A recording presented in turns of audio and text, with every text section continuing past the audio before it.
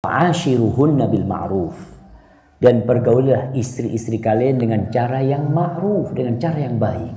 Suami pun harus tahu perempuan itu bengkok, sehingga dia tidak menuntut lebih. Kalau dia melihat sesuatu di istri yang perlu diluruskan, luruskan dengan cinta dan kasih sayang, tidak dengan tangan besi, enggak. Dengan cinta dan kasih sayang. Rasulullah SAW itu mendapati istrinya Allah. Ibnu Katsir ketika mentafsirkan ayat ini, baca tuh tafsir Ibnu Katsir. Indah banget. Dia ceritakan bagaimana Nabi SAW menggauli istrinya. Kadang-kala istrinya pernah mendiamkan Nabi sehari semalam. Bayangkan. Dan Nabi sabar aja. Coba kalau kita, istri kita nggak mau ngomong sama kita. Iya. Nanti malam kau duduk sini, aku mau ceramah sama kau. Didudukkan istrinya, dibukakan kitab. Suf.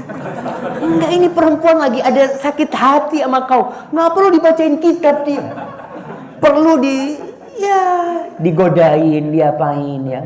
Pernah Aisyah radhiyallahu ta'ala mengangkat suaranya di atas Nabi alaihissalatu wassalam. Dan itu nggak boleh. Tapi Nabi tahu ini perempuan. Dan perempuan itu bengkok. Dan Nabi yang menjelaskan hal itu. Sehingga contohlah Nabi alaihissalatu wassalam, mu'ashiruhunna bil ma'ruf. Ada lelaki-lelaki yang anti masuk dapur. Oh, rejal, lelaki kata, nggak mungkin masuk dapur kata dia. Kenapa? Rasul sallallahu alaihi wasallam bantuin istrinya. Karena ditanya kalau Nabi alaihissalatu wassalam masuk rumah ngapain? Kana fi mihnati ahli. Beliau itu dalam urusan rumah tangganya, membantu urusannya.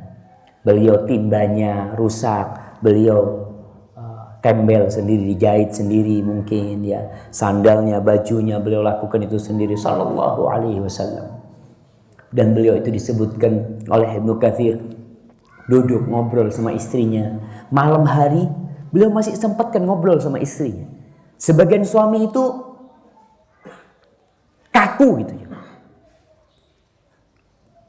Istrinya, "Bang, aku mau cerita, Bang." "Iya. Aku baca di berita, Bang, ada kejadian." Udah tahu gitu kan.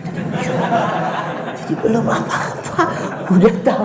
Iyalah, suami mungkin udah baca berita itu, tapi suami ini paling enggak pura-pura enggak tahu gitu loh. "Iya, Masya Allah, kejadian di mana? Kejadiannya ini, Bang, ana baca di berita." "Masya Allah, jazakillah khair ya." Seakan-akan enggak tahu. Nabi alaihissalatu wassalam itu ingat ketika Aisyah cerita tentang hadis Ummu Zara.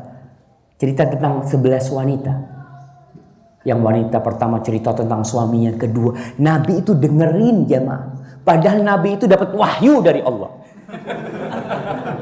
Ya kan, insya Allah Nabi itu tahu gitu loh cerita itu. Tapi beliau dengerin sampai akhir, beliau kasih komentar. Ketika cerita terakhir tentang Ummu Zara ya, yang dia cinta sama suaminya tapi diceraikan sama suaminya karena suaminya mendapatkan pilihan lain dalam kehidupan ini. Maka Rasulullah SAW mengatakan bahwasanya, "Aku buat engkau seperti Abu Zara untuk Abu Zara, dan aku tidak menceraikan engkau," kata Nabi SAW. Artinya Nabi ini ikut dalam ceritanya. Sebagian kita ikut dalam cerita istri sampai tidur. Jadi istri cerita, kata dia tahu-tahu, sudah berangkat suami. Jadi ceritanya istri sebagai dongeng pengantar tidur. Wa'ashiruhunna bil ma'ruf. Dalam kondisi benci, bayangkan Allah mengatakan fa in karihtumuhunna. Kalau kalian benci sama istri kalian, artinya kadang-kala suami ini enggak suka sama sikap istrinya. Ada sesuatu yang dia benci. Di sini Allah perintahkan suami untuk bersabar, tidak menceraikan. Berbeda dengan kalau istri yang nggak sabar sama suaminya. Kalau suami tidak sabar sama istrinya, dia kan bisa menikah lagi.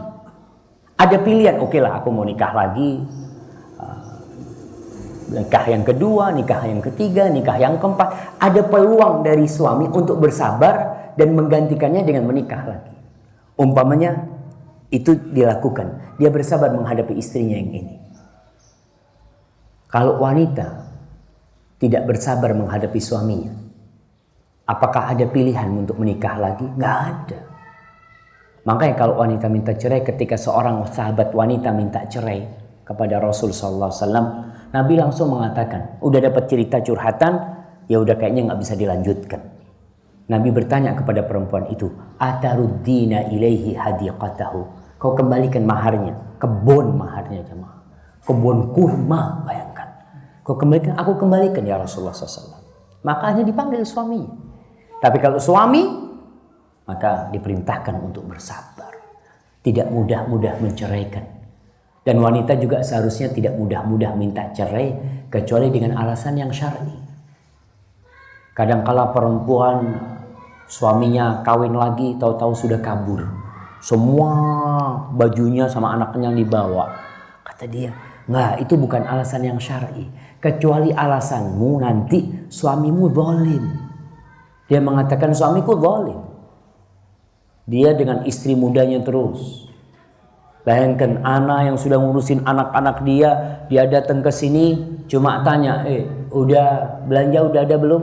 Nih, assalamualaikum. Balik lagi ke tempat istri mudanya. Karena dia lihat, aduh sudah tua Ustaz, mau diapain? Anak mau ceraikan, kesian ya. Paling enggak anak kasih nafkah lah. Ya tidak juga, dia punya kewajiban untuk berbuat adil di sini. Maka ingat, Allah mengatakan kepada para suami, fa in karihtumuhunna. Kalau kalian benci terhadap istri kalian, benci jemaah.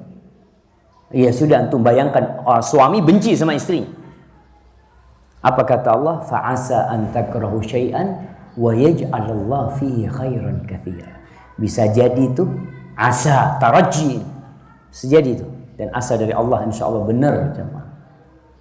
Yang kalian benci itu Allah jadikan di balik itu kebaikan yang banyak. Makanya Nabi SAW berpesan kepada para suami dan istri juga sebenarnya, la yafraq mu'minun mu'minah. Janganlah seorang lelaki yang beriman membenci istrinya yang beriman. Membenci istrinya beriman. In kariha minha khuluqan radiya minha akhar. Kalau ada perilaku istrinya yang dia benci, bukankah ada perilaku lain yang dia sukai? Karena perempuan ini nggak mungkin dinikahi sama dia kecuali punya kebaikan. Kau sekarang melamar dia, datang ke rumahnya, pasti kau melihat kebaikannya, tidak melihat keburukannya. Dan dalam kehidupan ini, yang dilihat itu seharusnya adalah kebaikan bukan keburukannya. Dalam rumah tangga. Anda mau tanya sekarang sama antum. Kalau seorang ngelamar pekerjaan di sebuah perusahaan, apa yang ditanya oleh perusahaan itu? Yang ditanya, kamu bisa apa? Gitu kan? Kamu punya keahlian apa? Dia sebutkan, saya bisa ini, bisa ini. Oh iya. Apa ada perusahaan yang tanya, kamu tidak bisa apa? Banyak kalau yang tidak bisa, saya Pak. Kalau yang ditanya yang tidak bisa itu banyak sekali gitu. Maka yang ditanya yang bisa. Maka Allah perintahkan para suami untuk melihat kepada kelebihan istrinya. Maka jangan tanya apa kekurangannya, tapi tanyakan kelebihannya. Jadi seorang suami ketika benci sama istrinya, maka dia tanya, apa sih kelebihan istriku? Oh, istriku itu Masya Allah, walaupun dia tidak pandai mengaji, tapi dia pandai bersolek. Oh, ada kelebihannya. Walaupun dia itu tidak cantik, tapi dia pintar mengaji. Subhanallah. Mudah-mudahan aku bisa numpang di surganya istriku. Ya kan dia juga berpikir kalau istrinya baik, istrinya masuk surga terlebih dahulu karena amalannya. Mungkin istrinya memberikan syafaat kepada suaminya. Ada banyak yang perlu dilihat kebaikan-kebaikan dari istri kita itu.